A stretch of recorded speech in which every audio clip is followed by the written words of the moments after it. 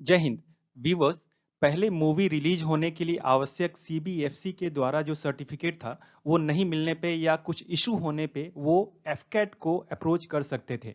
ये एफकैट क्या है और इससे रिलेटेड कुछ न्यूज आया हुआ है अभी, उसके बारे में हम डिटेल में बात करेंगे।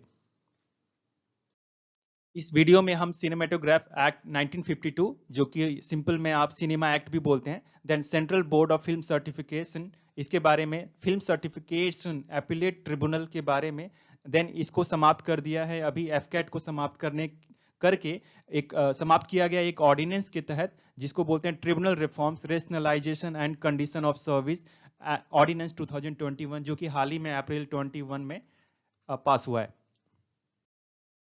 मेरे बारे में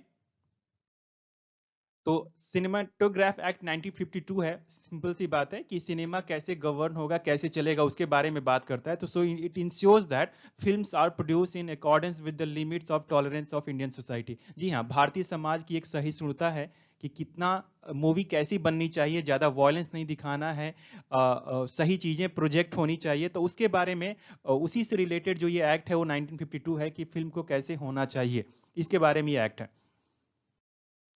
then central board of film certification, जिसको शॉर्ट में आप सीबीएफसी बोलते हैं, केंद्रीय फिल्म प्रमाणन बोर्ड। जब आप मूवी देखते हैं घरों में या सिनेमा घर में तो इस तरह का एक सर्टिफिकेट आता है मूवी के शुरुआत में, यहाँ पे इनका साइन है। तो बेसिकली सीबीएफसी एक सर्टिफिकेट देती है कि ये मूवी जो है इसको आप कॉमन पब्लिक को आप दिखा सकते हैं बिना किसी ऑब्जेक्शन के। तो ये सर्टिफिकेट लेना प्रोड्यूसर के लिए इंपॉर्टेंट है। एंड इनफैक्ट ये सर्टिफिकेट नहीं मिलने पे मूवी रिलीज नहीं होती। आपने सुना भी होगा कि मूवी बैन हो गई उतने सारे खर्च के बावजूद भी, प्रोडक्शन कॉस्ट के बाद भी, या शूटिंग पूरी होने के बाद भी वो पब्लिक के सामने नहीं आती या कुछ अमेंडमेंट के साथ आती है। वो हम देखेंगे, कुछ उसमें मॉडिफिकेशन किया जाता है, मे बी डायलॉग्स में, मे बी सीन में, या कुछ और चीजों में।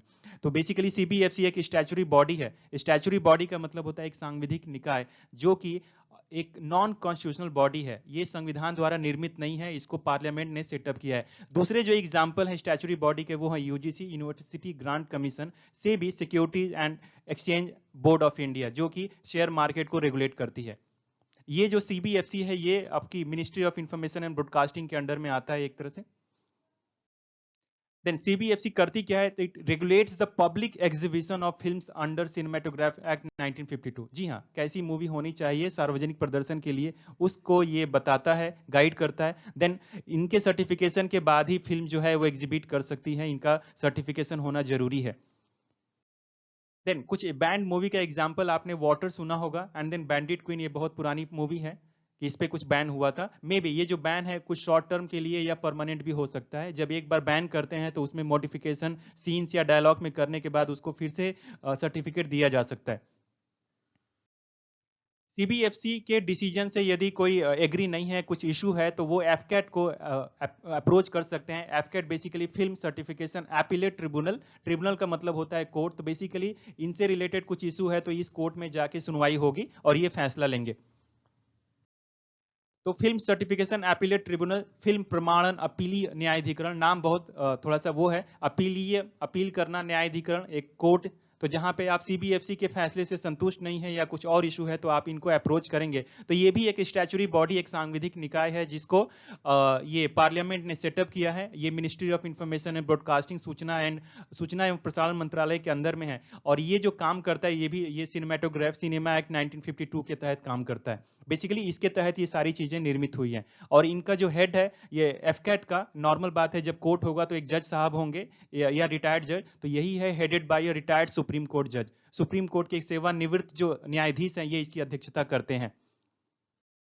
देन क्या करता है ये FCAT, so it hears appeals filed by applicants aggrieved by any order of the CBFC. जी हाँ, बात बात मैं वही बात कह रहा हूँ कि सीबीएफसी के किसी फैसले से वो, यदि आवेदक या जो एप्लीकेंट है वो संतुष्ट नहीं है तो वो एफकैट को अप्रोच कर सकते हैं, वो इनकी अपीलों को सुनेंगे। देन कुछ फेवरेबल डिसीजन जो एफकेट ने किया हुआ है, इसीलिए यहाँ पे दिया है ताकि आपको पता चले एफकेट का इंपॉर्टेंस क्या है। एक मूवी थी साहब बीबी गुलाम, जिसके फेवर में एफकेट ने फैसला दिया। क्या मॉडिफिकेशन करने को कहा वो मैं अभी यहाँ पे जरूरी नहीं है, बट इतना है कि ये इनके फेवर में ये डिसीजन था। देन लिपस्टिक अंडर माई बुरका, ये भी मूवी पे शुरू में कुछ बैन लगाया था, फिर बाद में जब ये कोर्ट को अप्रोच किए, एफकेट को अप्रोच किए, तो एफकेट ने इनके फेवर में डिसीजन दिया। देन अभी क्या हुआ है कि एफकेट को अप्रैल 21 में जो ऑर्डिनेंस पास करके इसको समाप्त कर दिया गया है, और जो ऑर्डिनेंस पास हुआ है उसका नाम है tribunals reforms rationalisation and conditions of service ordinance 2021, जिसको सिंपल में आप ट्रिब्यूनल्स रिफॉर्म्स ऑर्डिनेंस 2021 कह सकते हैं। ट्रिब्यूनल जैसा कि कोर्ट है, रिफॉर्म जिसको सुधार करना है, एंड ऑर्डिनेंस मतलब ऑर्डिनेंस अध्यादेश जो कि 2021 में पास है। बाकी इसमें रेशनलाइज कि इसमें बोलते हैं कि हाँ कैसे चेंज करना है, कंडीशन ऑफ सर्विस, सर्विस कैसी होनी चाहिए, इसमें काफी डिटेल में इंफॉर्मेशन है।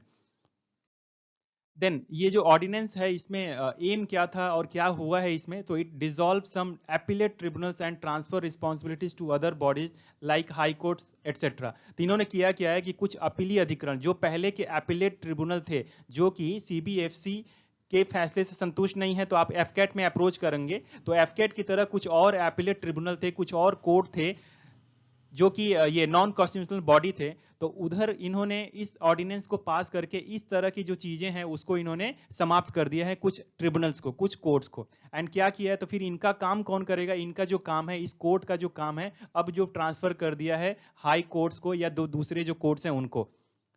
ऑर्डिनेंस क्या है, आप सिंपल सी बात है, ऑर्डिनेंस एक law promulgated by the president on the recommendation of the union cabinet. जी हाँ, बिल के अलावा यदि अर्जेंट में कुछ पास करना है और तो ये चीजें यूनियन कैबिनेट के परमिशन से प्रेसिडेंट जो है उसको प्रोमलगेट कर सकते हैं, उसको आप ऑर्डिनेंस बोलते हैं। ये भी सेम इफेक्ट है जैसा एक एक्ट होता है, जैसा एक कानून होता है।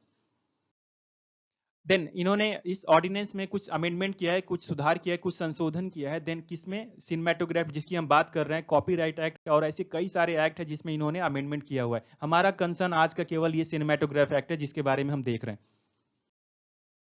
तो अभी क्या होगा, अभी तो पहले सीबीएफसी के पास जाना होता था डायरेक्टर को, अब उसके बाद सीबीएफसी के फैसले से संतुष्ट नहीं थे तो एफकेट में जा सकते थे, जहां पे फैसला आपको लगभग 6 वीक्स में मिल जाता था। ये 6 वीक्स में आपको फैसला वो लगभग सुना देते थे।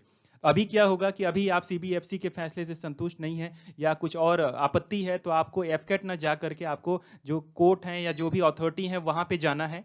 और वहां पे जाने का मतलब ये है कि ये तो कोर्ट जो है ऑलरेडी ओवरबर्डेंड है, इनके पास बहुत काम है, केसेस की सुनवाई में सालों लग जाते हैं, तो ये एक मतलब बहुत चिंता का विषय है। और साथ में क्या है कि ये भी जो लंबा समय लगता है तो भाई प्रॉब्लम होगी, और जो कि पहले ये जो एफकेट में केवल 6 वीक्स लगता था। तो व्यूवर्स, मुझे उम्मीद है कि ये एफकेट से रिलेटेड या जो लेटेस्ट ऑर्डर था, ये ऑर्डिनेंस, आपको ये वीडियो बहुत पसंद आया होगा। यदि अभी भी आपने मेरे चैनल को सब्सक्राइब नहीं किया है तो सब्सक्राइब कर लीजिए, और यदि सब्सक्राइब कर लिया है तो लाइक शेयर एंड कमेंट करके मुझे आप और एनर्जी दीजिए, ताकि और भी बेहतरीन वीडियोज आपके प्रिपरेशन को लेके मैं बना सकूं। Thank you so much for watching, best wishes, get selected, जय हिंद।